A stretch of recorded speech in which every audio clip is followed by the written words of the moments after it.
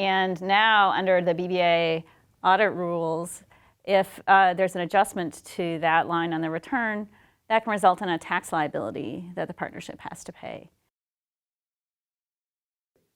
Joining me today is Kate Kraus, partner with Matkins. Kate, thanks so much for joining us today. Glad to be here. Now, you wrote the book, literally, the Bloomberg BNA Tax Management Portfolio on the Bipartisan Budget Act partnership audit regime. What exactly are the BBA audit rules? The BBA audit rules are a new approach for IRS audits of partnerships, tax audits. And the goal was to simplify procedures, to make it easier for the IRS to audit partnerships. And to solve this procedural problem, they created a bunch of new complicated procedural rules. They also changed the way you calculate the amount of tax that's owed, so the amount of tax can be much greater. And it also shifts who might be responsible for paying tax. And what are some of the surprising issues partnerships may face in a BBA audit?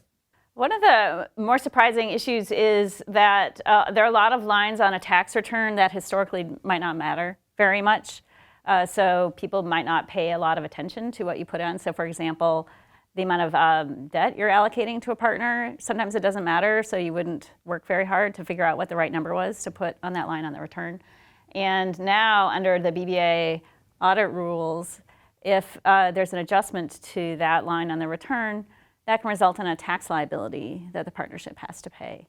So a lot of things that historically were very innocuous, or another example of tax capital accounts on the K-1, maybe that was a number that the partnership didn't pay a lot of attention to. But now, if there's an adjustment, that could result in a pretty material tax liability for the partnership and the partners. And finally, what actions should a company take before an audit occurs?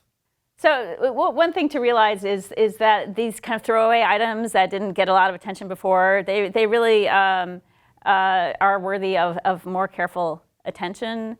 That's one way to reduce risk under the BBA audit rules. It's also important to pay attention to who's making the decisions and making sure that you're comfortable with the decision-making rights and who's controlling the partnership representative, because that will affect how decisions are made after the audit begins.